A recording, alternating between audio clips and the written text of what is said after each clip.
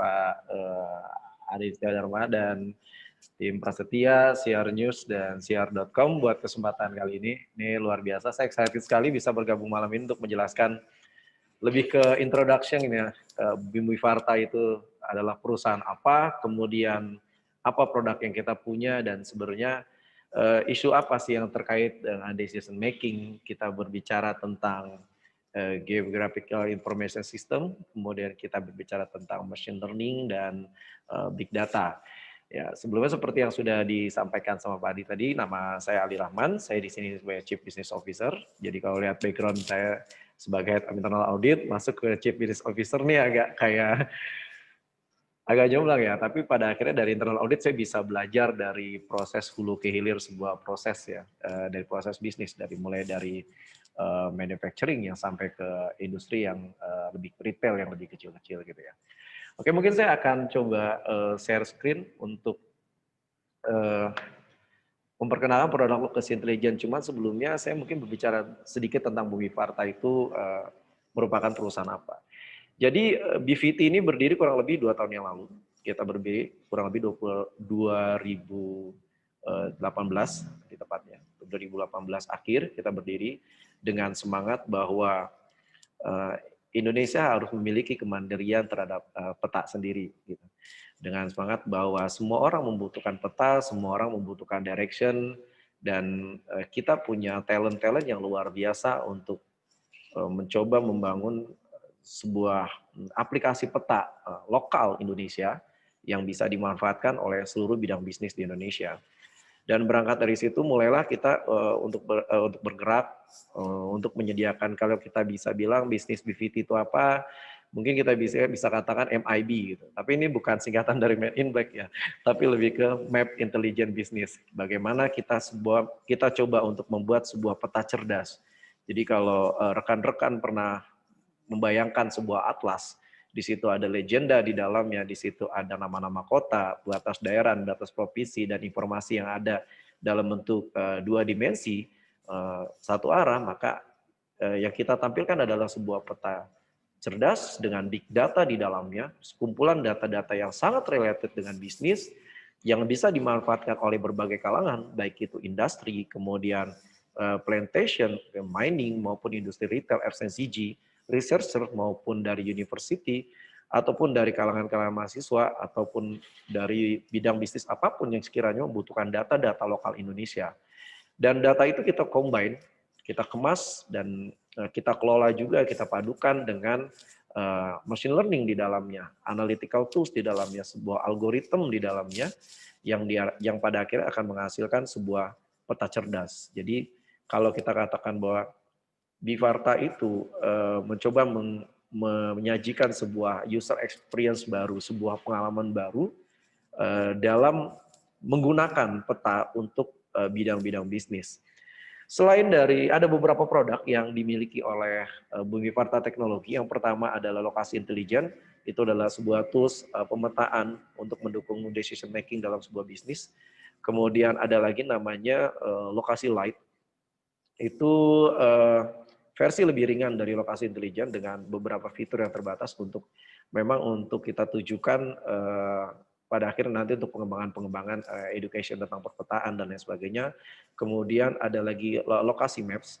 Ya, lokasi maps ini mungkin kalau misalkan nanti rekan-rekan bisa membayangkan lokasi maps adalah Google Maps dengan versi lokal Indonesia, dengan cita rasa sentuhan Indonesia, dengan informasi yang sangat Indonesia, menampilkan hanya untuk Indonesia dan dapat digunakan di Indonesia, misalkan di mobile device untuk navigation, untuk mencari tempat, untuk mencari lokasi, dan lain sebagainya. Dan terakhir adalah kita punya aplikasi salah satu mobile namanya Deket yang masih kita developing. Untuk malam ini kita akan coba bahas sesuai dengan judulnya, bahwa malam ini temanya adalah tentang bagaimana implementasi dari sebuah GIS application atau Geographical Information System. Geographic Information System dikombinasikan dengan machine learning dan big data untuk mendukung sebuah proses keputusan bisnis. Oke, saya akan coba share screen tentang lokasi intelijen, sekaligus saya akan juga bercerita bagaimana lokasi intelijen ini bisa dapat menjadi alat bantu bagi bisnis menampilkan membantu dalam membuat keputusan bisnis.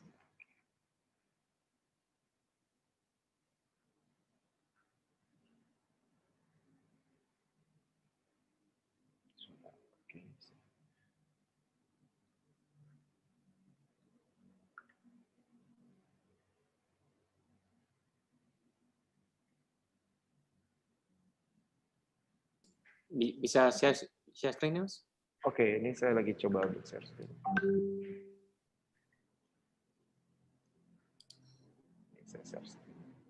Oke, ini sudah masuk. Oke, mungkin sudah bisa terlihat di sini. Bisa. Oke.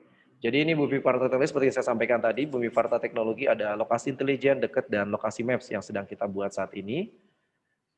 Oke.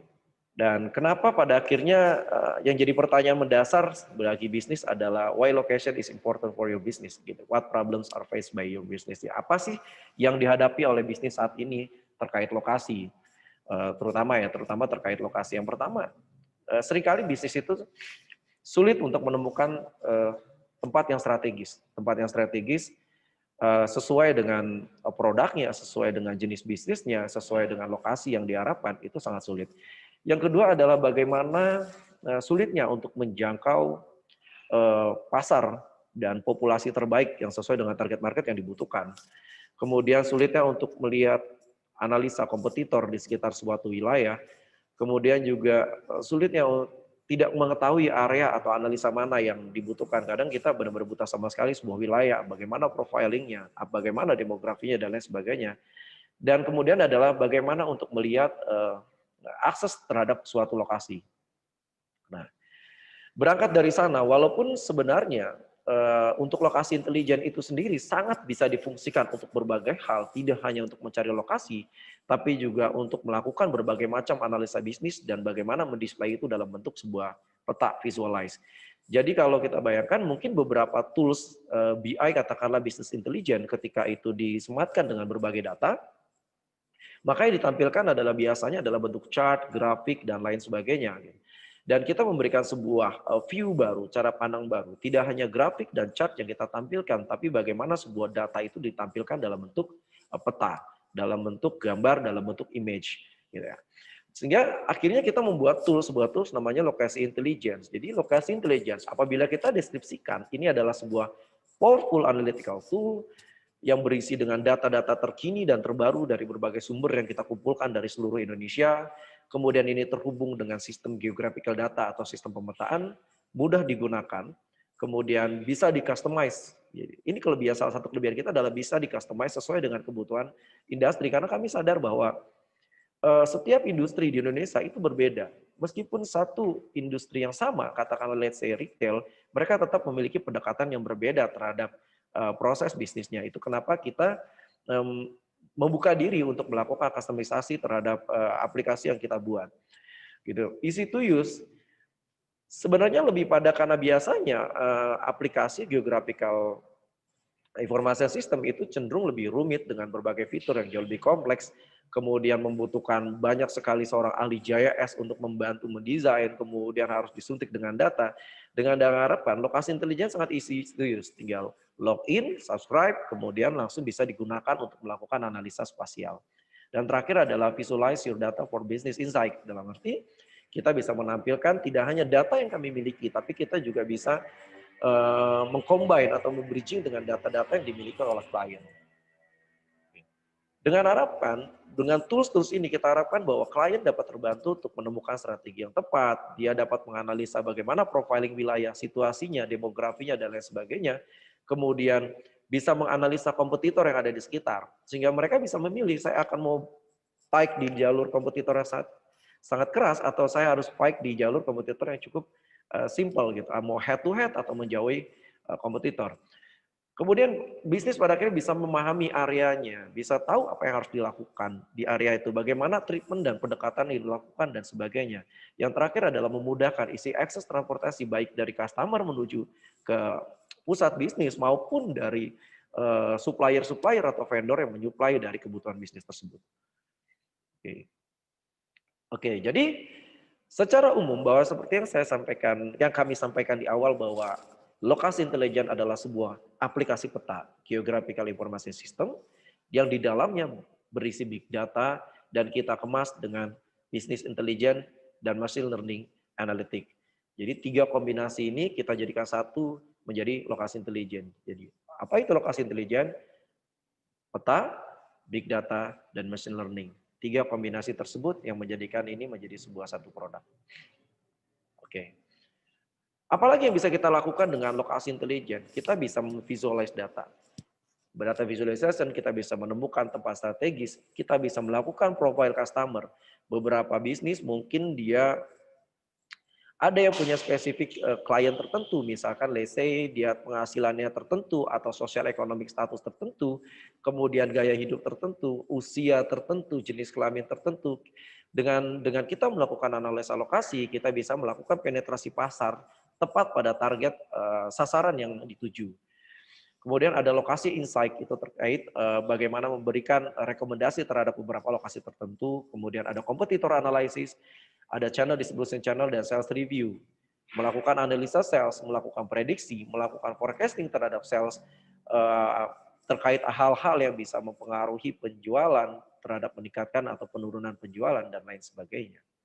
Nah, kami mengembangkan machine learning dengan spatial data, sebuah kombinasi yang mungkin belum banyak orang yang bermain di Indonesia. Bahkan bisa dikatakan tidak terlalu banyak kompetitor yang bermain di Indonesia dalam hal machine learning. Beberapa mungkin provider pemetaan lebih cenderung bagaimana mendisplay datanya. Tapi kami coba untuk menampilkan lebih bagaimana sebuah data benar-benar diolah, dikombin dengan machine learning dan menghasilkan sesuatu yang didisplay dengan menggunakan peta.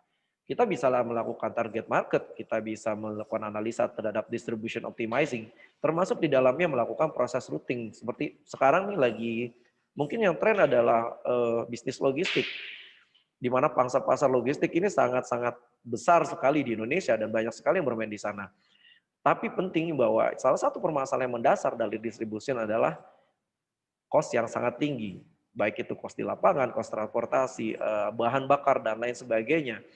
Dan dengan proses optimizing yang analisa optimizing yang kita lakukan itu pada akhirnya bisa menghasilkan sebuah pola distribusi yang efektif dan efisien dan terutama dalam hal bagaimana menganalisa sebuah traffic, sebuah perjalanan dari kendaraan. Kemudian kita juga bisa melakukan sebuah store management, bagaimana kita mengelola store cabang kita, bagaimana progresnya, bagaimana perkembangannya, naik turunnya setiap store di sebuah wilayah, baik itu territory sales, baik itu branch-nya maupun sampai lebih kecil ke subzona sales yang terkecil pun kita bisa melakukan analisa. Kita bisa melakukan juga untuk machine learning di-combine juga dengan namanya self forecast. Self forecast ini kami kembangkan sampai pada tahap memprediksi atau melakukan forecasting dengan beberapa variabel yang sangat dynamic gitu. Let's say in use case misalkan katakanlah kita berjualan minuman, katakanlah cendol, kita jualan cendol gitu, kita bisa prediksi kira-kira gitu. Ini apabila musim hujan atau musim kemarau, ini peningkatan penjualan cendol saya bakal naik atau turun. Oh, dia itu bisa dilihat dari tren bagaimana time series-nya berapa tahun terakhir, kemudian kita masukkan dengan algoritma tertentu. Maka ketika ada fitur kita klik katakanlah musim hujan di bulan ini, maka dia akan bisa melihat apakah variabel itu cukup mempengaruhi terhadap tren penurunan maupun penaikan penjualan. Dan salah satu yang lainnya adalah machine learning kita gunakan untuk menggunakan profiling location. Jadi di dalam lokasi intelijen sendiri ada analisa namanya grid analytic, di mana sebuah wilayah peta itu dibagi menjadi kuadran segi 4. Menjadi sebuah kuadran segi 4 dengan ukuran 1 kali 1 kilometer minimal, atau bahkan kita bisa sampai 500 kali 500 meter, bahkan sampai satuan terkecil kita lakukan sampai 10 kali 10 meter gitu. Dan itu bisa menganalisa satu wilayah dalam cakupan persegi 4 itu. Apakah dalam radius 1 kali 1 kilometer itu ada apa aja? Ada profiling apa aja? Ada kompetitor apa aja? Ada POI, point of interest apa? Ada government office kah? Ada kantor polisi dan lain sebagainya sesuai dengan kebutuhan bisnis. Nah, di lokasi intelijen seperti yang kami sampaikan bahwa selain machine learning kita juga memiliki namanya big data yang kita kita sandingkan di dalamnya.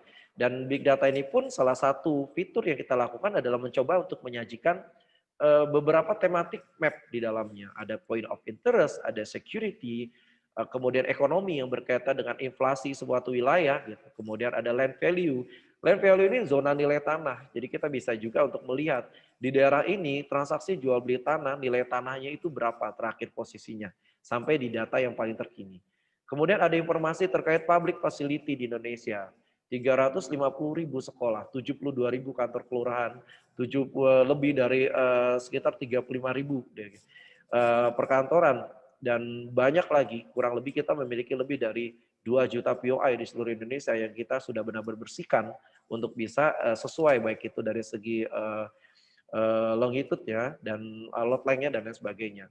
Kita punya peta disaster, peta bencana, ini juga nanti akan sangat berguna bagi mungkin dalam bisnis insurance, bagaimana melakukan analisa risiko untuk menganalisa wilayah-wilayah rawan bencana, sehingga bisa diambil kebijakan strategik baik terkait pemasaran maupun katakanlah sampai pada tahap possibility claim dan lain sebagainya.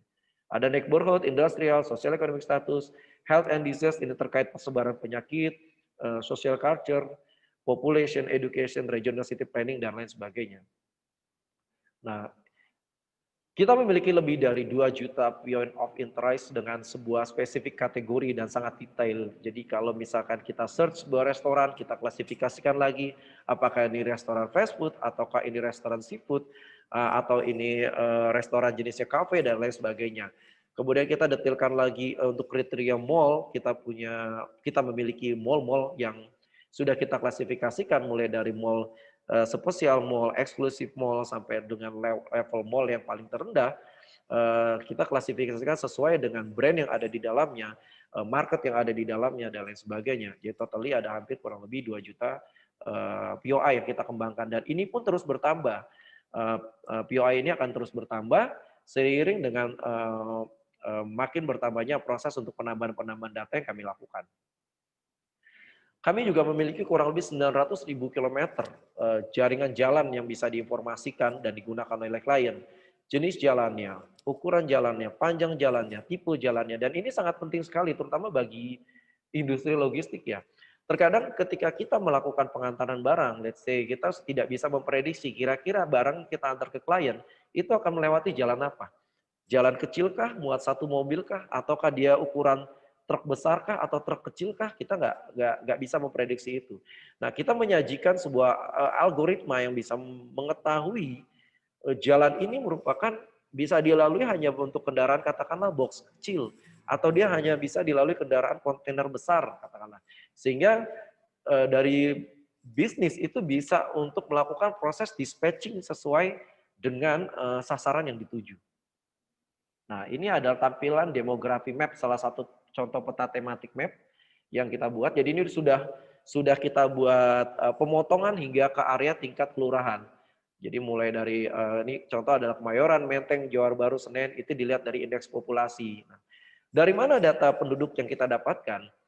Beberapa orang mungkin mendapatkan data menjadi acuan adalah dari Badan Pusat Statistik. Cuman seperti kita sama-sama ketahui bahwa BPS melakukan proses sensus itu kurang lebih 10 tahun sekali terhadap semua bidang sensusnya, kecuali itu dalam bentuk survei. Nah, untuk data populasi yang range sensusnya ada 10 tahun sekali cukup jauh. Jadi kalau kita katakanlah berada di 2018, maka data sensus yang bisa kita gunakan adalah data tahun 2010 dan baru mulai dilakukan lagi oleh pemerintah di tahun 2020 ini. Jadi dari mana kita pada akhirnya mendapatkan data populasi? Kita coba dapatkan data itu dari Dukcapil salah satunya. Jadi seperti kita tahu bahwa Dirjen Dukcapil maupun Kementerian Dalam Negeri selalu mempublish datanya mulai dari tingkat kelurahan berapa jumlah penduduk yang di masing-masing wilayah kelurahan tersebut.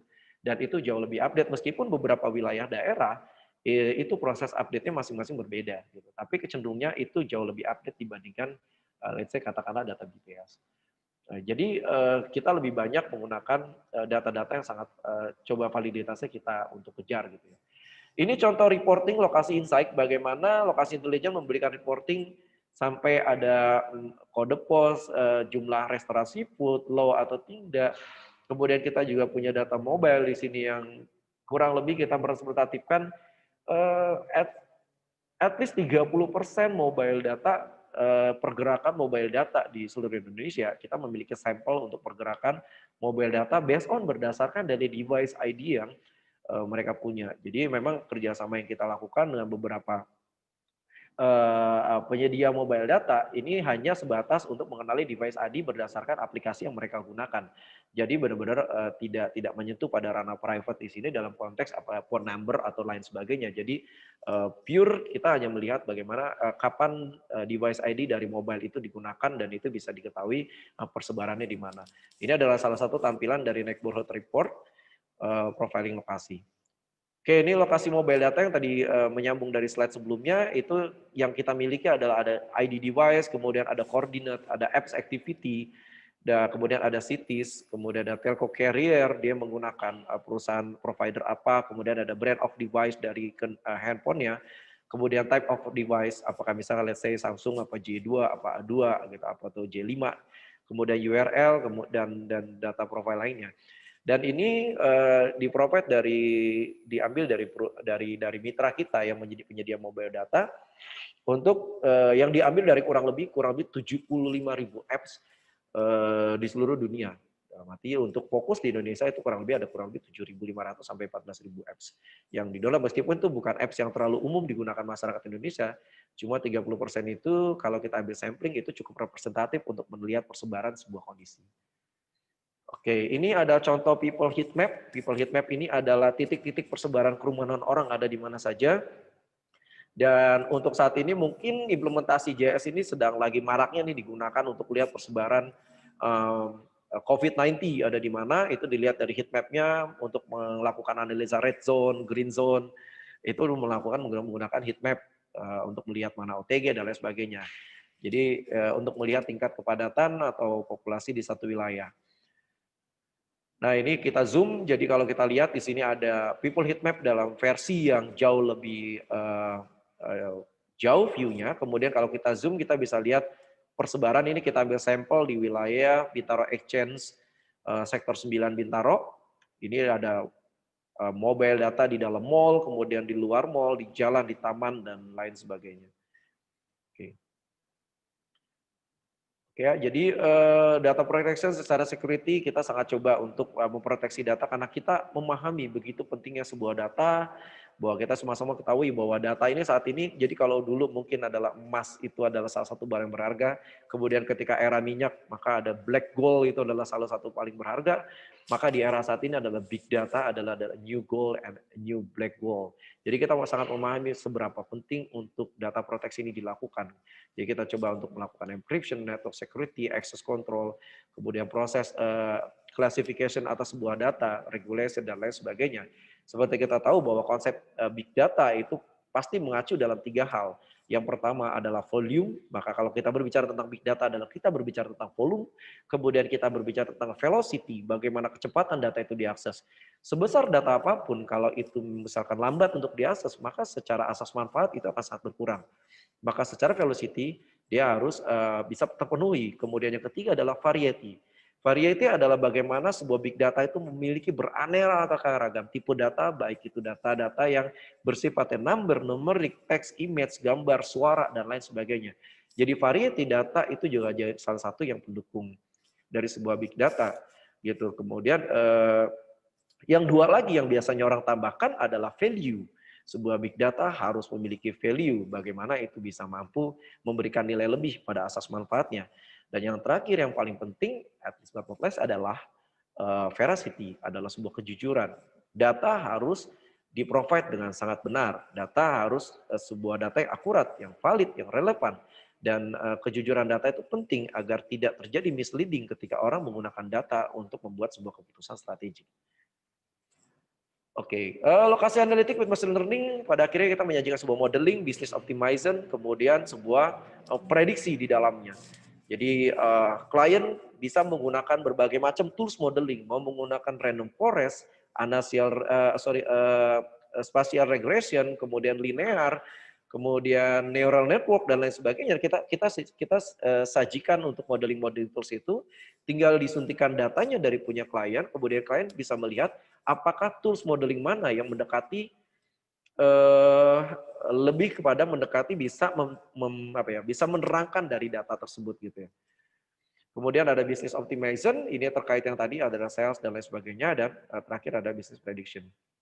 Nah, ini mungkin saya agak cepat di sini, ini ada logistic management modul, salah satu modul yang kita kembangkan, ini bagaimana JS ini salah satu modulnya adalah logistik, bagaimana menampilkan proses fleet schedule dan monitoring, kemudian ini kita bisa menganalisa kapan menjadwalkan kendaraan, bagaimana memonitor kendaraan dengan aplikasi mobile device dan versi desktop yang kita kembangkan, kemudian melakukan order dispatching yang seperti yang kami sampaikan, klien bisa mengatur, mengelola kira-kira barang ini diantar dengan menggunakan mobil apa lewat jalur mana. Kemudian kami bantu dengan melakukan proses routing dari navigasi supaya tepat, cepat, dan sampai tujuan. Kemudian juga ada namanya aplikasi warehouse.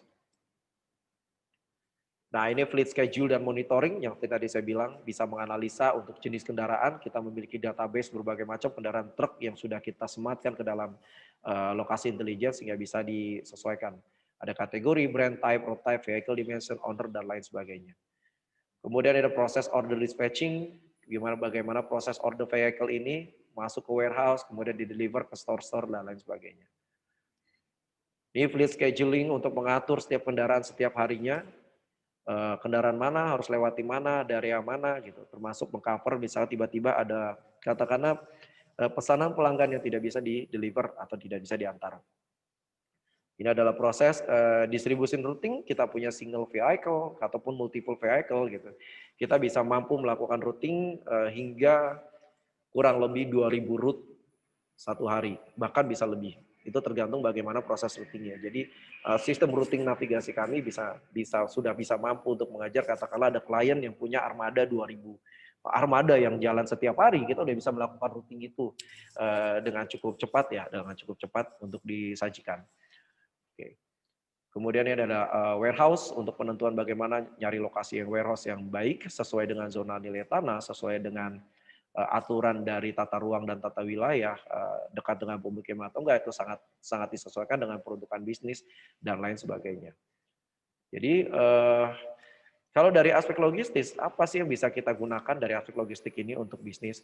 Kita bisa maintain dan optimize dari fleet, kemudian kita bisa optimize delivery, schedule, routing, analyzing, kemudian driving calculation, estimate your arrival time to make management more simple and calculated. Kita bisa menghitung itu mana yang cost-nya lebih baik, waktunya lebih cepat, dan lain sebagainya. Oke, kemudian kita bisa menampilkan itu dalam bentuk peta. Dan ini yang kita kembangkan saat ini adalah lokasi modul V2. Jadi yang saat ini masih ada adalah versi 1. Ini ada sales management, ada logistic management, nanti juga akan ada finance, manufacturing, insurance, banking, kemudian ada untuk mining, plantation, itu kita kembangkan juga. Termasuk kita juga sedang mengembangkan grid trace. Jadi as information saat ini kita memiliki lebih dari 12 miliar tile peta. Jadi kalau sebuah peta Indonesia kita potong-potong menjadi sebuah bagian kecil, kita memiliki kurang lebih 12 miliar peta. Jadi udah sangat-sangat presisi dengan sangat-sangat detail untuk bisa disajikan sebagai alat analisa. Oke. Oke ya. Jadi lokasi intelijen itu lebih ke SSS, jadi memang kita software as a service gitu kan, digunakan oleh bisnis untuk melakukan proses analisa bisnis dan segala sesuatu berkaitan dengan lokasi. Oke, ini beberapa klien yang saat ini sudah engage sama kita dan kita provide untuk membantu. Kemudian beberapa juga melakukan analisa sampai kepada titik proses store-nya, bagaimana melakukan analisa bisnis mereka, kita kembangkan. Salah satu kelebihan dari Bumi Varta adalah kita menyediakan tim, dedicated team, consulting, ahli JS, expertise, yang untuk bisa membantu klien memberikan solusinya. Jadi di Bumi Varta sendiri ini kita memiliki ada ahli legal, kita punya tim legalnya, kita punya tim JS expert dari universitas-universitas terbaik di Indonesia. Kita juga punya developer yang dengan latar belakang yang luar biasa. Kita juga punya tim data analis yang cukup bisa memenuhi ekspertisnya dalam bidang modeling dan lain sebagainya. Jadi Biparta ini disupport dengan sebenarnya anak-anak muda Indonesia yang sangat-sangat luar biasa menurut kami ya. Dan mereka bisa menjanjikan sebuah software aplikasi yang bisa diharapkan di masa depan ini menjadi sebuah kemandirian satu peta bagi Indonesia. Mungkin ini sekelas tentang lokasi intelijen dan Bu Biparta mungkin ada yang mau ditanyakan. Oke, terima kasih Pak Ali. Mungkin kalau dari yang hadir kalian mungkin ada yang ingin bertanya bisa langsung bertanya di kolom chat. Tapi kalau mungkin kalau dari saya dulu pertanyaannya mungkin kira-kira apa saja nih yang use case apa saja nih selain mungkin tadi sudah jelaskan ada yang logistik, tapi mungkin kalau apakah ini bisa dipakai untuk misalnya kampanye kan bentar lagi mungkin ada yang kampanye gitu. Pilkada rame nih ya. Oke. Sebenarnya banyak use case yang bisa kita gunakan untuk aplikasi JS ya terutama ya. Memang untuk membangun sebuah aplikasi JS, salah satu kesulitan terbesarnya adalah cost-nya yang sangat mahal. Kalau kita sendiri membangun sendiri, katakanlah sebuah perusahaan membangun sendiri, dia harus membeli aplikasi software JS yang mungkin harganya udah miliaran ya. Kemudian belum lagi harus punya tim ahli JS sendiri untuk melakukan modifikasi, kustomisasi. Belum lagi harus ngumpulin data sendiri. Jadi lokasi intelijen benar-benar sangat-sangat light dan sangat-sangat bisa digunakan, affordable price gitu untuk bisnis-bisnis besar ya terutama ya. Oke, bagaimana use case yang lainnya terutama hal politik gitu ya. Kalau tadi kita ngambil use case katakanlah let's say logistik, kita juga bisa menganalisa untuk sales. Kalau dalam konteks politik terutama pilkada, kita bisa melakukan proses analisa terhadap profiling setiap wilayah-wilayah yang ada di Indonesia. Katakanlah bagaimana kekuatan partainya, berdasarkan apa? Mungkin data historis dari katakanlah pemilu 5 sampai 10 tahun terakhir.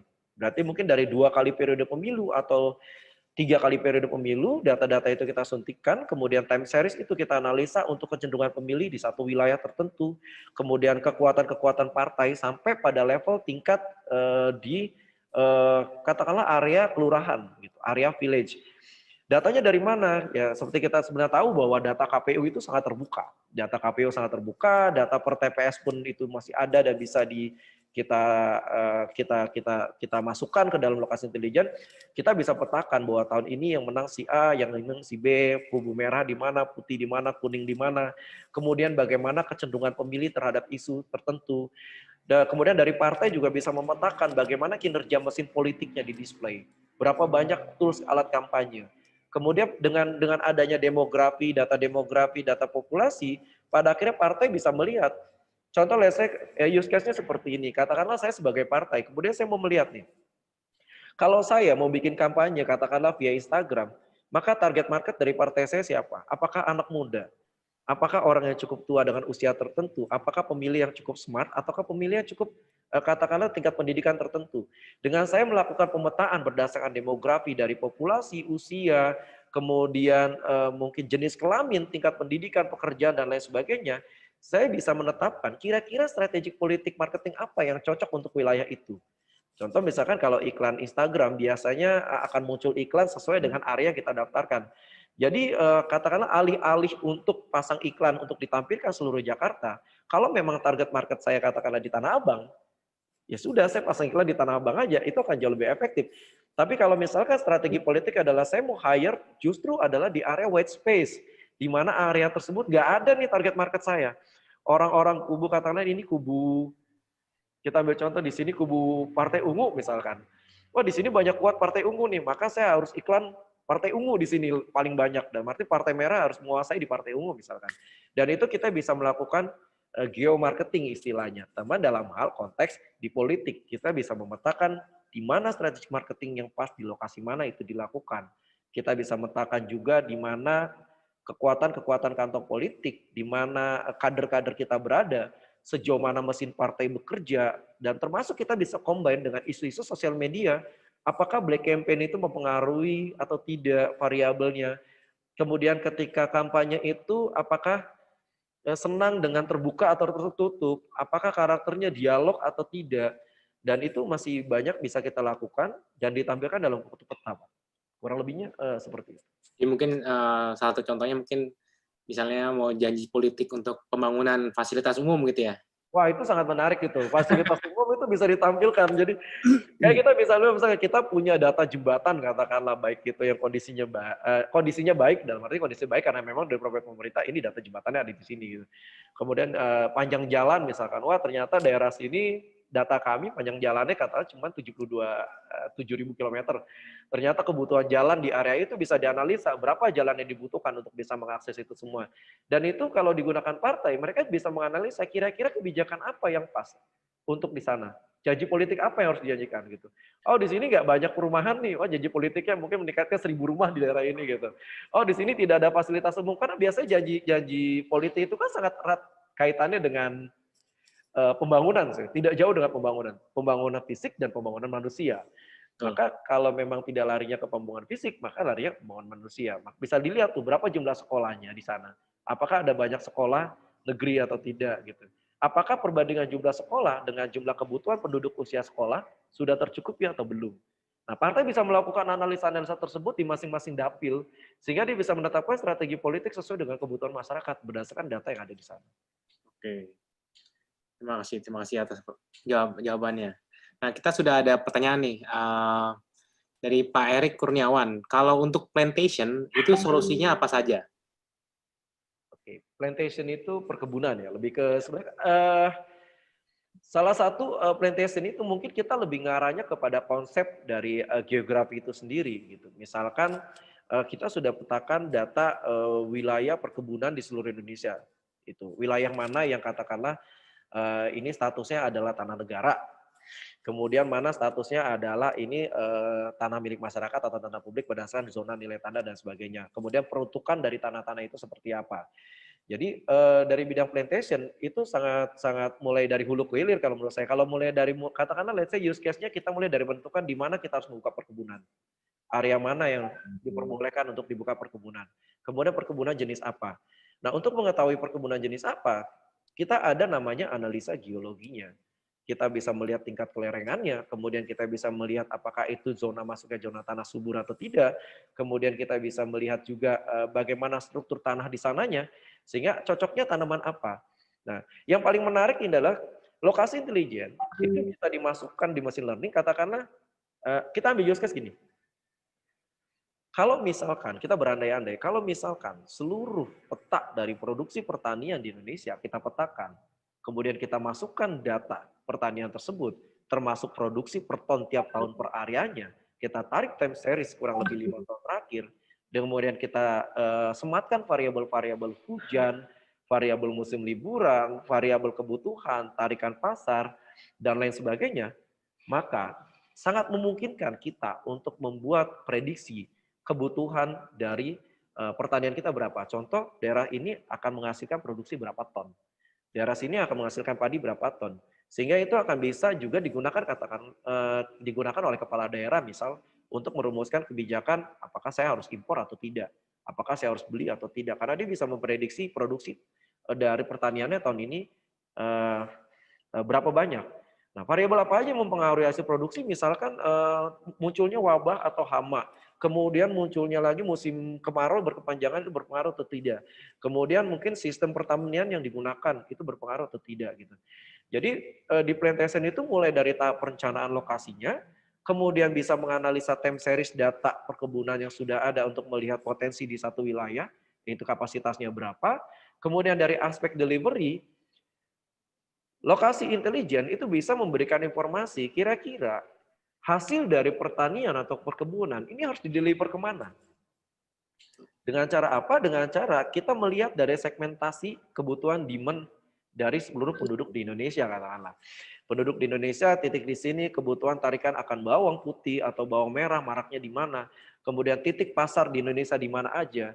Bagaimana jarak antara perkebunan sampai ke pihak katakanlah pengepul, kemudian sampai ke pihak pasar, atau mulai dari perkebunan ke distribusi sampai ke pasar induk gitu. Kita bisa melihat bagaimana berapa jauh perjalanannya, berapa cost-nya.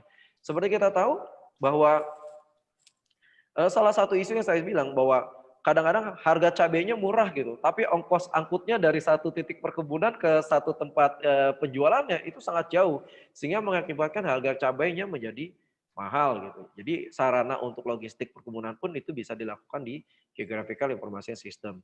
Eh, Masih banyak lagi misalkan untuk melihat peta-peta perkembangan, misalkan juga untuk melihat reporting perkembangan setiap perkebunan yang dilakukan. Gitu, entah itu bentuknya perkebunan karet, kelapa sawit gitu. Kalau misalkan perkebunannya itu sudah berblok-blok, kita bisa petakan lagi per blok-bloknya. Jadi ini sangat fleksibel. Sebuah peta itu sangat bisa di-create untuk kita potong, kita regresi sesuai dengan kebutuhan klien. Itu kalau untuk plantation mungkin. Secara generalnya ya mungkin, kalau tidak bisa saya sampaikan secara detailnya. Oke, oke. Terima kasih. Ya. Selanjutnya, berapa skala peta paling presisi yang bisa disajikan? Kalau skala peta yang paling presisi bisa disajikan sejauh ini, kita kalau misalkan kita berbicara tentang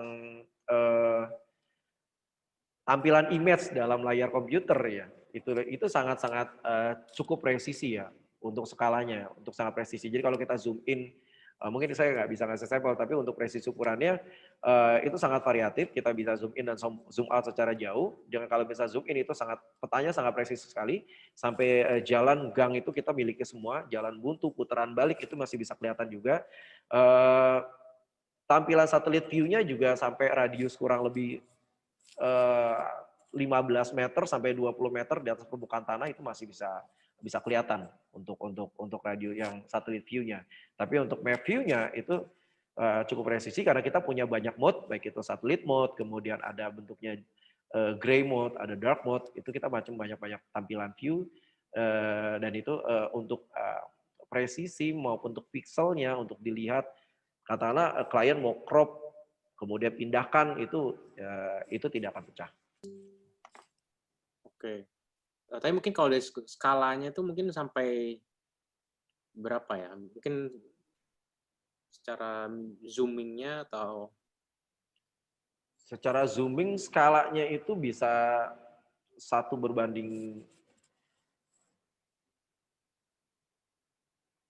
karena memang ada beberapa skala sebenarnya, ada beberapa skala yang bisa kita ambil sampai titiknya itu sampai 1 berbanding dia 10 juta, ada 1 berbanding 1 juta sentimeter dalam ukuran sentimeter ya, sampai yang jauh lebih detail. Kalau kita bagi menjadi grid, kita bisa melihat sampai radius 10 kali 10 meter grid. Oke. Terkecilnya yang kita bisa lakukan.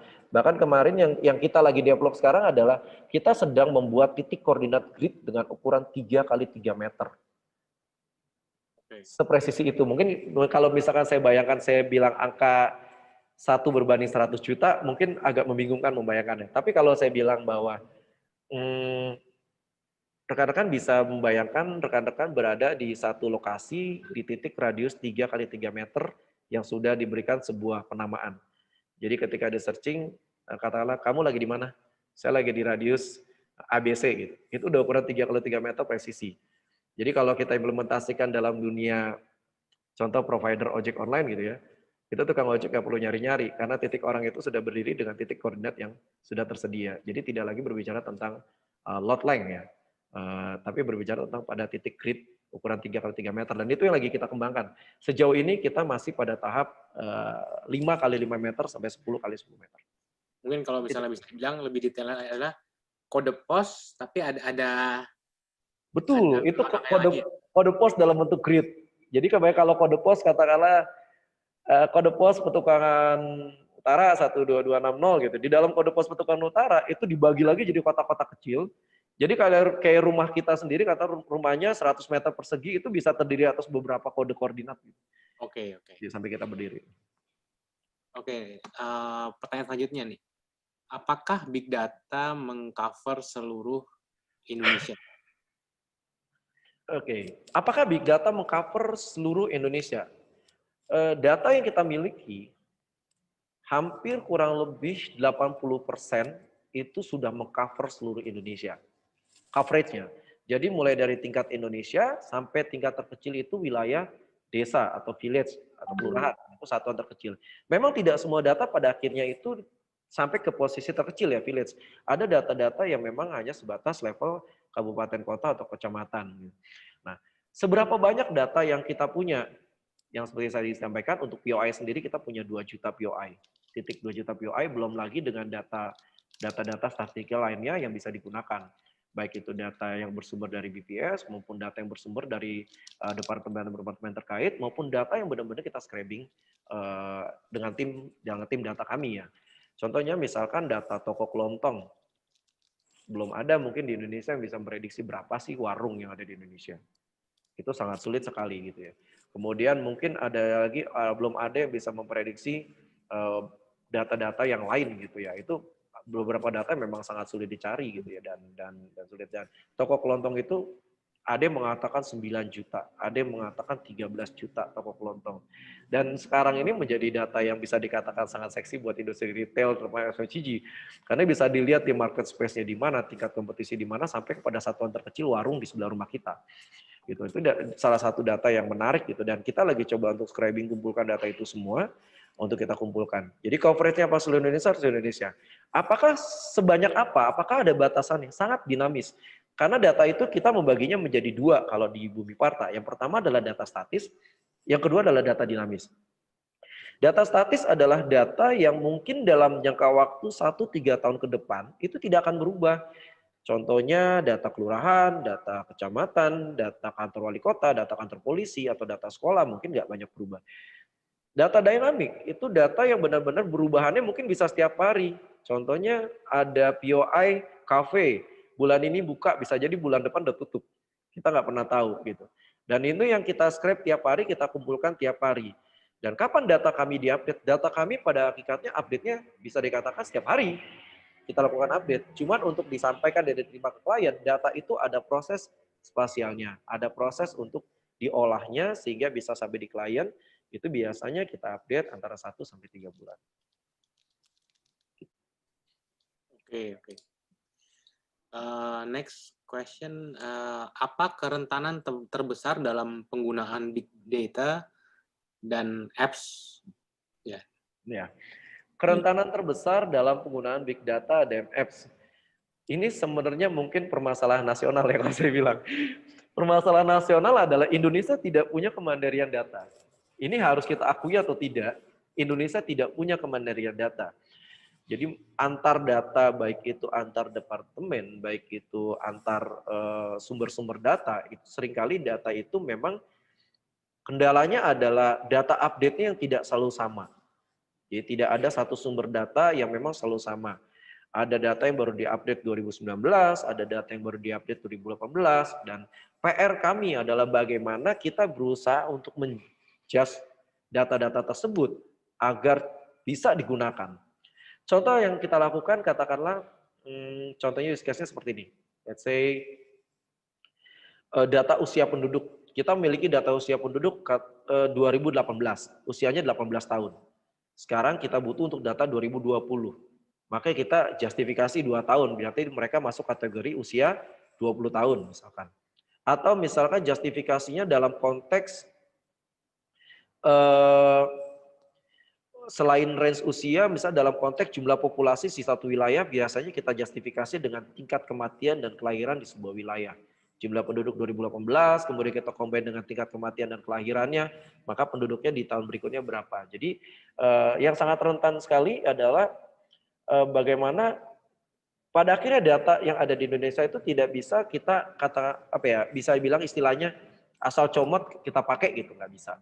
Itu harus kita olah dulu, kita pastikan dulu data itu valid, kita pastikan itu data itu benar, kemudian data itu punya skala pengukuran yang sama, kemudian baru data itu bisa digunakan.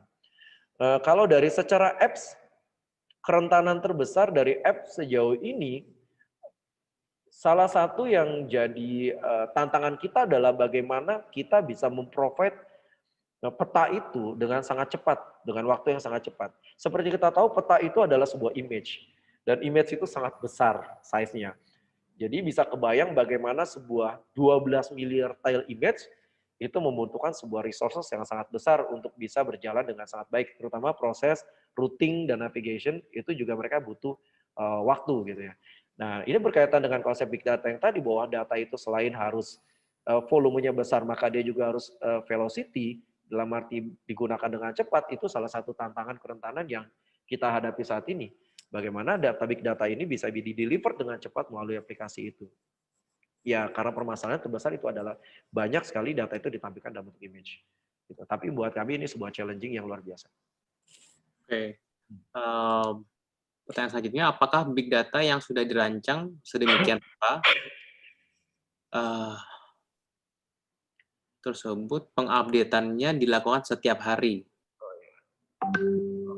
Oke, ini untuk big data tadi update ya, sepertinya sudah dijawab tadi bahwa update kita lakukan kalau secara data library kita lakukan setiap hari, kemudian data itu kita olah dengan spasial, dengan data lain sebagainya, proses spasial, proses pembersihan data, cleansing data dan sebagainya, sampai itu bisa di-deliver, biasanya kita jadwalkan di jadwal tertentu. Jadi dalam waktu 1 tahun, kita udah punya jadwal nih, jadwal update data, tema tertentu, update-nya kapan, bulan apa.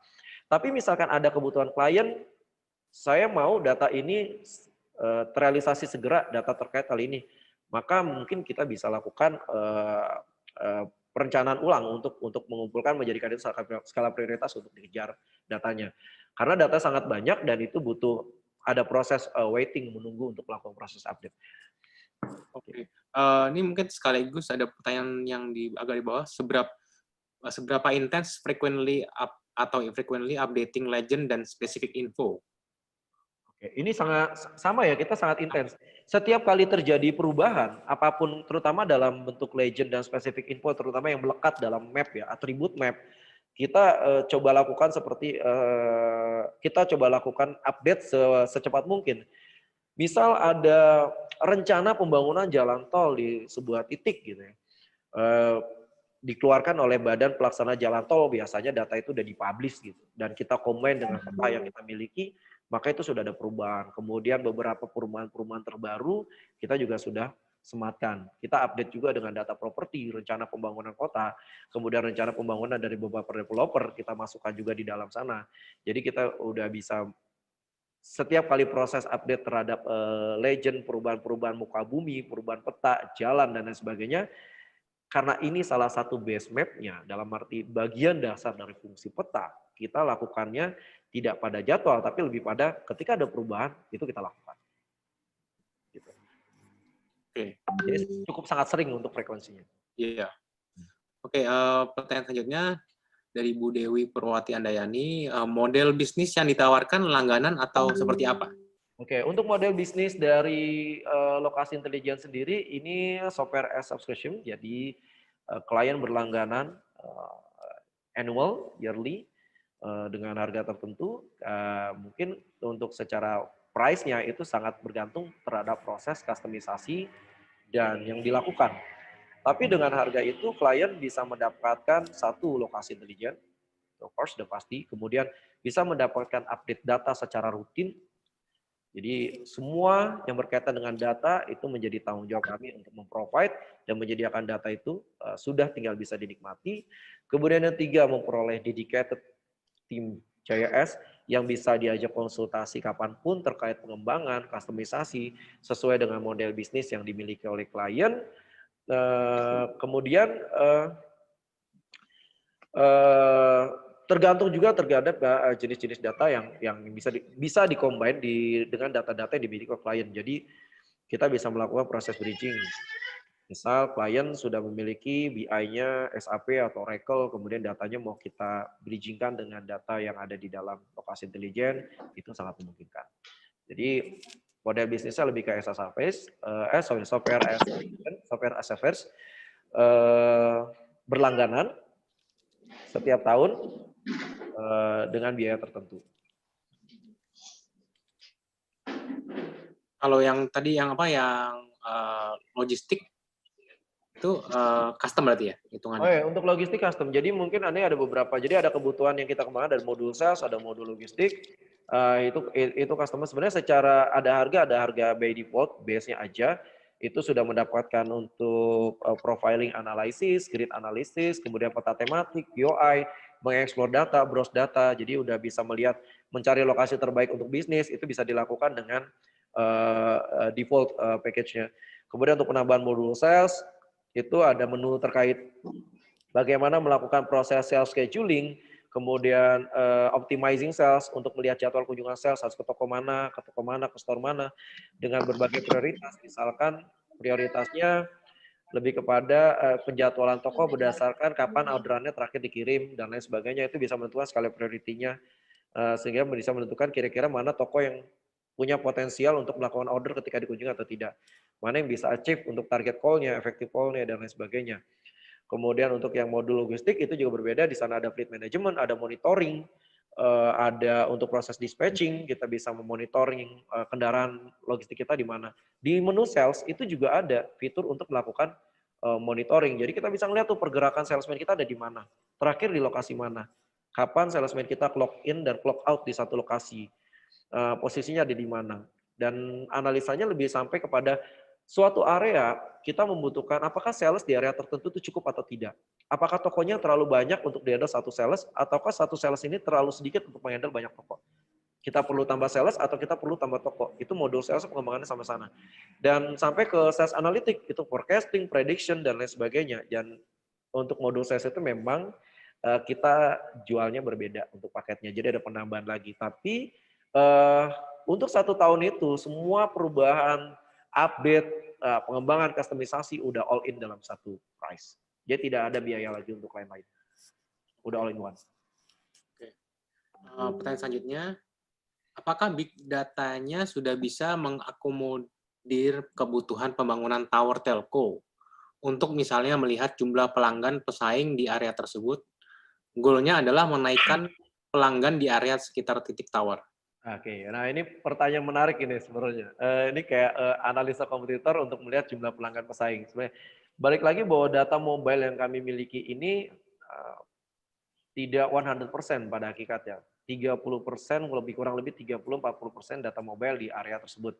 Dan kita ambil kalau misalkan kita berbicara sampling statistik, mungkin antara ngambil 5-10% beberapa. Tapi angka 30% ini cukup representatif untuk melihat persebaran pengguna mobile di daerah wilayah tersebut. Kalau misalkan kita berangkatnya dari apakah big data sudah bisa mengakomodir kebutuhan pembangunan tower telco, kita bisa melihat misalkan dari data populasi di satu wilayah, kemudian dikombin dengan data mobile data, coverage dari masing-masing tower telco itu jangkauannya berapa mobil device, kemudian kita bisa memprediksi pengguna mobile device dari pendekatan yang lain, misalkan dari pendekatan populasi usia di wilayah itu. Orang yang menggunakan mobile device, kita ambil range di antara umur 15 sampai tahun ke atas. Usia SMP paling banyak, sampai di usia SMA, kuliah, dan lain sebagainya. Maka kita bisa melakukan filtering di wilayah itu aja usia tertentu untuk melihat target market di sana. Kalau melihat jumlah pelanggan pesaing, ini yang agak sebenarnya bisa dibilang bisa memungkinkan, bisa tidak gitu ya. Tergantung bagaimana pelanggan itu melakukan. Memang kita punya data telco carrier, telco carrier dan telco provider di sana, dalam arti dia pakai Telkomsel kah, atau pakai Mentari kah, atau pakai itu. Cuman samplingnya itu hanya sebatas 30%. Dan itu bisa lihat probability-nya dibandingkan katakanlah dicombine dengan antara target market sama dengan market share dari sebuah wilayah. Itu bisa dilihat kalau misalkan saya perusahaan telco A, market share saya berdasarkan data ini 25% misalkan. Kemudian saya lihat di sana populasi dari 30% itu saya nge-range ya 20% dari total populasi sampel yang udah diambil. Sekiranya dari data 30% itu ternyata saya under 5%, bisa dibilang oh ya selebihnya adalah punya kompetitor yang lain. Gitu. Dan untuk masalah kenapa cuma 30%? Nah, kenapa cuma 30%? Karena memang data telco ini kita ambil dari mobile, bukan dari provider. Jadi ini dari aplikasi. Jadi kalau rekan-rekan mungkin pernah pakai aplikasi, itu ada kayak misalkan allow contact, allow location. Kalau nggak bisa allow location, maka nggak bisa menggunakan. Nah, ketika dia menggunakan sebuah aplikasi allow location, maka nanti itu akan yang dikirim kepada provider si aplikasi tersebut. Misal aplikasi shopping, kita low location, maka si pemilik aplikasi shopping akan bisa mendetek lokasi dari si customer tersebut. Nah, aplikasi-aplikasi ini yang pada akhirnya bekerja sama dengan pihak mobil provider tersebut untuk dikumpulkan. Jadi kenapa hanya saat ini di Indonesia 30.000? Karena kebetulan untuk yang data source yang kami miliki, memang hanya meliputi kurang lebih antara 6.000 sampai 7.000 aplikasi yang ada di Indonesia, dan tidak semuanya aplikasi yang mayoriti digunakan di Indonesia. Gitu. Tapi dari sana sendiri kita udah bisa melihat analisa behavior orang, apakah orang ini punya kecenderungannya gamers untuk aplikasi game, atau foodie untuk aplikasi makanan, atau kecenderungannya shopping untuk aplikasi e-commerce dan lain sebagainya. Jadi kita udah bisa memetakan kriteria pengguna aplikasi itu di mana aja. Jadi kenapa itu tidak 100%? Karena kita ngambil dari data aplikasi, bukan dari data provider. Oke, oke.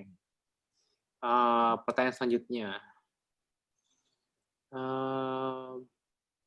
Ini sudah dari Pak Bayu. Kolaborasi seperti apa yang bisa dilakukan antara perusahaan properti dengan Harta? Baik, untuk perusahaan properti, sangat menarik dan sebuah challenging sebenarnya properti dengan lokasi intelijen. Kalau misalkan properti, kita bisa lihat properti ini dalam berbagai aspek. Yang pertama dari aspek sisi developingnya, apakah ingin membangun properti baru, atau dari sisi marketingnya, memasarkan properti yang sudah ada.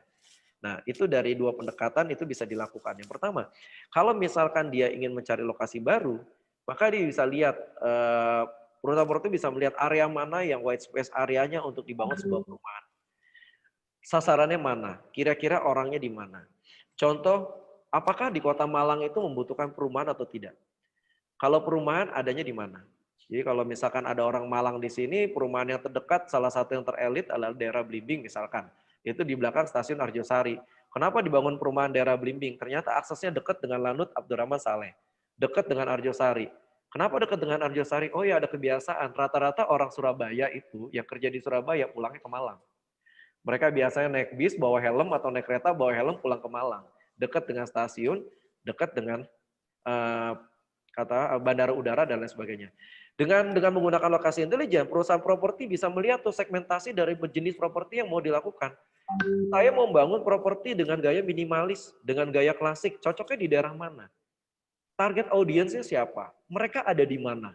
Kemudian kalau ngambil dari sisi marketingnya, saya mau jual propertinya di segmen kelas mana? Apakah properti saya tipe 36? Apakah tipe 48? Tipe kelas bawah, menengah, atau mewah? Kalau mewah, saya harus jual di mana?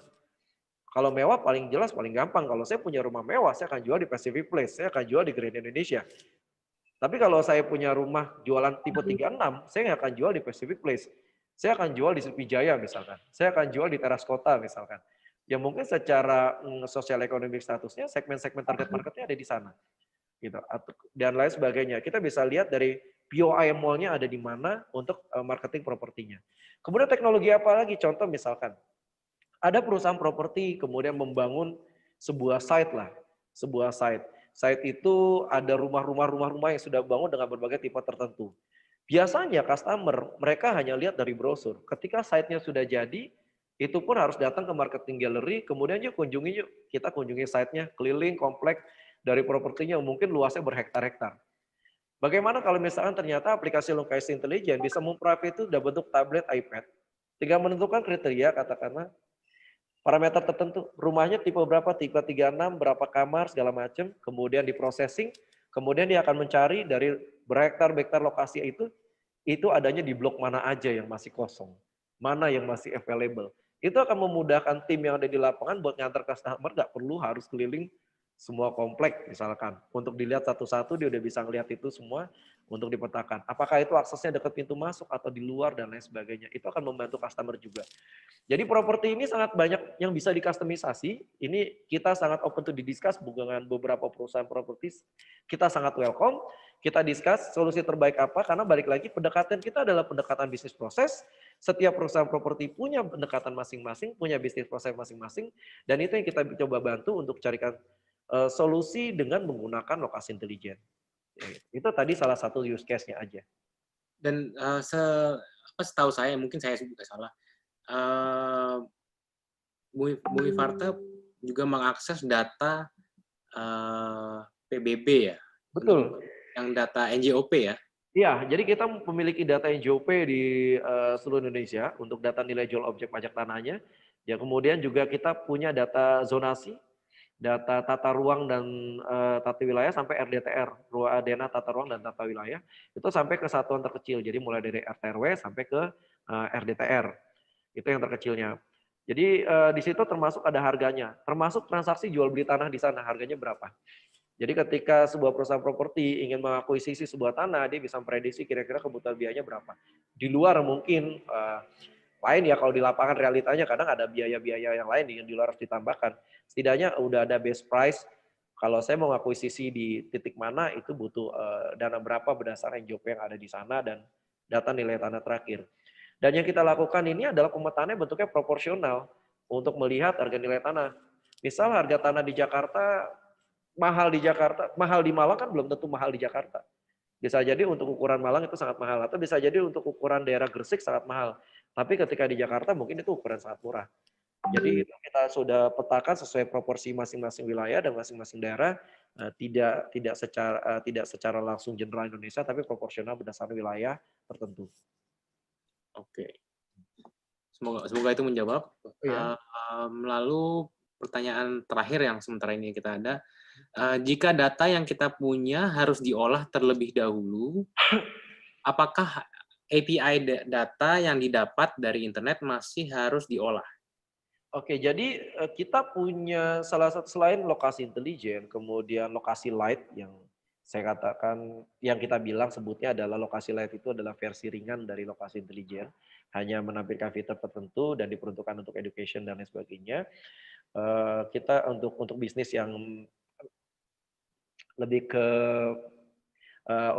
menengah sampai sedang gitu, bisnis menengah, bisnis kecil yang untuk bisa menggunakan itu dengan tools sederhana. Kemudian kita punya lokasi Maps dan terakhir juga kita sedang mengembangkan lokasi Enterprise. Lokasi Enterprise adalah jasa service untuk API service yang memungkinkan klien untuk bisa menggunakan API dari lokasi intelijen untuk digunakan di-combine dengan data-data yang mereka miliki atau dengan aplikasi yang mereka miliki. Jadi apakah jika data yang kita punya harus diolah terlebih dahulu, apakah API data yang didapat di internet masih harus diolah? Data yang ditarik dari API kita itu nggak harus diolah lagi, udah langsung bisa ditarik. Okay. Kalau datanya klien ya mungkin harus diolah sendiri ya, tapi kalau data dari kami, API kami, data itu udah bersih, sudah bisa digunakan. Ya, jadi misal klien sudah memiliki aplikasi atau software yang mereka pakai internal, mereka bisa menarik data API tersebut ya? Kalau untuk lokasi intelijen, datanya hanya ditampilkan dalam bentuk hasil pengolahan atau reporting, jadi tidak bisa ditarik dalam bentuk raw data untuk lokasi intelijen. Kalau untuk API service itu dia menarik datanya dengan menggunakan API service. Balik lagi data API service itu adalah data kita yang digunakan untuk bisa digunakan di aplikasi milik klien. Contoh bentuk base map-nya, API map-nya kita share API map supaya map-nya itu bisa digunakan di aplikasi klien dan lain sebagainya. Tapi untuk lokasi intelijen sendiri secara raw data kita tidak bisa memberikan akses untuk menarik raw data secara mentah. Yang kita berikan adalah data-data hasil pengolahan yang dalam bentuk reporting itu bisa di-download dalam bentuk Excel maupun dalam bentuk GeoJSON kalau mau diimplementasikan dalam aplikasi JS yang lainnya. Gitu.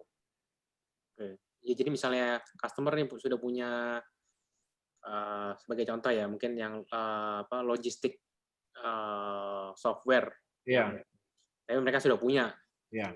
Mereka bisa mengambil data yang sudah diproses oleh Univarta ya. Sangat bisa dan sangat bisa untuk dilakukan customisasi. Nanti tergantung lagi dari BI dari software logistik yang digunakan. Apakah mereka juga membuka dari bridging-nya atau tidak. Jadi kalau misalnya dimungkinkan untuk bridging, mereka bisa manggil API-nya untuk digunakan. Tapi kalau tidak bisa ya lebih baik diganti. Lebih baik menggunakan lokasi intelijen. Itu udah all in one sebenarnya. All in one, lebih baik shifting gitu ya. Lebih baik shifting gitu. Itu udah all in one semuanya. Oke, ada pertanyaan selanjutnya nih. Apakah user yang menggunakan aplikasi ini hanya perusahaan atau bisa digunakan oleh personal? Seperti halnya Google Map, siapapun bisa menggunakan. Apakah user yang menggunakan aplikasi ini dari perusahaan atau bisa digunakan oleh personal? Oke, kita melihat bahwa kita menyadari ternyata banyak sekali yang membutuhkan peta di Indonesia. Terutama kita bilang ini intelligence map, peta cerdas Indonesia gitu bisa digunakan. Karena kita menyadari bahwa banyak sekali yang membutuhkan peta, kita menyediakan lokasi intelijen untuk bisnis scalable, besar, multinational company atau bisnis-bisnis yang cukup besar untuk menggunakan lokasi intelijen. Kemudian kita nanti, insya Allah nanti di acara Prancis Expo, tanggal 18 Oktober di JCC, kita launching lokasi light. Itu lokasi intelijen versi light, itu bisa digunakan dengan bisnis skala sedang, menengah, researcher, university, kemudian lembaga-lembaga riset mungkin partai politik yang mau sekedar analisa ringan, mungkin itu udah ada browse data tematik dengan ukuran profiling analis. Udah ada profiling analisis dengan ukuran 1x1, 5x5 sampai 10x10 km. Itu bisa dilihat profilnya di lokasi light. Ini nanti akan ada juga presentasi dari tim kami di acara Franchise Expo di JCC tanggal 18 Oktober. Kemudian itu bisa digunakan. Kemudian ada lokasi maps. Nah, ini lokasi maps ini yang akan bisa digunakan gratis secara personal di handphone, di-download dan digunakan untuk navigasi, untuk melakukan searching, untuk melakukan lokasi tempat tertentu, hangout dan lain sebagainya. Kemudian kita punya aplikasi namanya Deket. Nanti kita akan launching segera, ini masih dalam proses develop. Yang jelas aplikasi Dekat ini bakal sangat menarik, sangat luar biasa. Belum ada yang membuat aplikasi ini, salah satu fiturnya itu belum ada yang membuat, tapi fitur itu saya bisa kasih clue-nya bahwa salah satu fitur yang akan kita coba tawarkan itu akan bisa membantu ribuan orang di Jakarta yang berhari-hari beraktivitas dengan aktivitas itu. Mungkin saya nggak bisa kasih clue-nya karena ini masih dalam rahasia perusahaan, masih private confidential. Tapi nanti itu kan jadi surprise banget, yang jelas akan ada banyak orang yang akan sangat terbantu ketika aplikasi Dekat itu kita launching. Kapan rencana launch? Kita segera launching karena ini ngantri banget untuk lokasi intelijen, lokasi maps, lokasi light. Kita benar-benar coba untuk provide itu semua. Dan Dekat memang untuk Dekat sendiri kita taruh terakhir karena Dekat sangat nanti bergantung pada lokasi maps karena itu nanti akan menggunakan base map-nya dan lokasi maps. Gitu.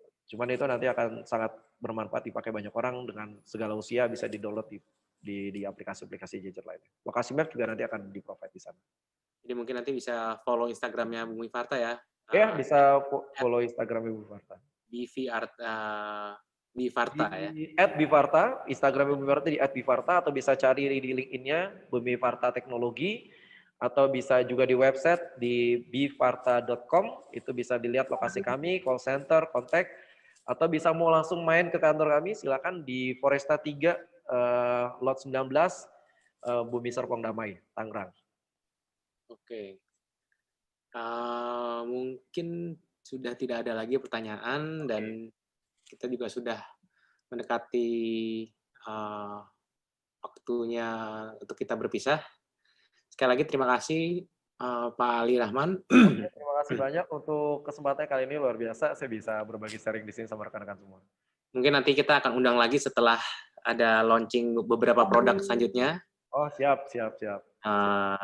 Yang mungkin yang setelah di JCC mungkin kita bisa undang lagi supaya bisa kita menjabarkan lokasi light seperti apa ya. Ya, betul. Ya, kalau sekarang lokasi intelijen, kita lihat lokasi light seperti apa nanti. Iya. Oke, terima kasih semua yang sudah hadir di acara Enterprise Talk malam ini. Terima kasih yang sudah bertanya dan kita akan ada Enterprise Talk lagi minggu depan. Sebentar. Natasha mungkin bisa ditampilkan. Oke.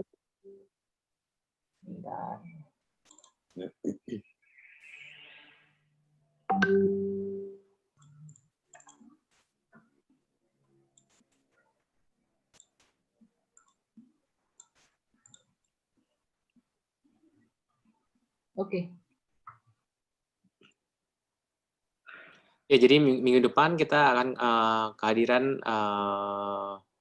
Pak Gani Kunto, Sales Director dari Nimbly Technologies. Kita akan membicarakan topik Standardizing and Streamlining Operations for Business in Multiple Locations. Waktunya sama juga, jam 7.30 malam sampai jam 9, tanggal 16 September 2020. Untuk pendaftaran sama juga di goers.co/enterprise talk. Dan acara ini juga akan disupport oleh partner yang sama oleh di hari ini. Oke, sekali lagi terima kasih Pak Ali sudah hadir pada hari ini dan berbagi tentang teknologi GIS. Terima kasih kepada seluruh audience dan see you next time. Terima kasih. Selamat malam semuanya. Selamat malam.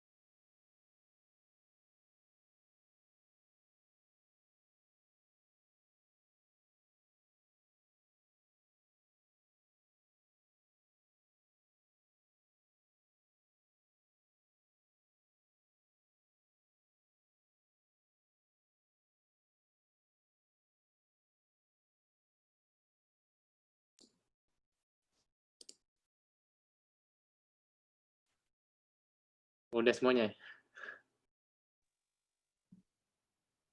Kok saya bisa tampil di YouTube? Hah?